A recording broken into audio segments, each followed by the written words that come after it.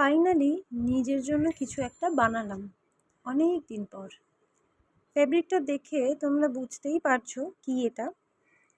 উফ, আমার মাথা খারাপ হয়ে গেছে এটা সামলাতে।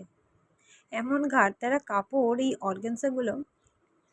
ব্লাউজ এতটা অসুবিধা হয় না, কিন্তু এটা ছিল 3 লেয়ারের একটা গাউন। তার মধ্যে এত গরমে কাজ করাও খুব কষ্টকর।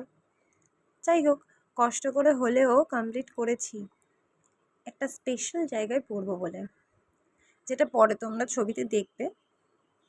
আপাতত কেমন হয়েছে অবশ্যই জানিও কিন্তু।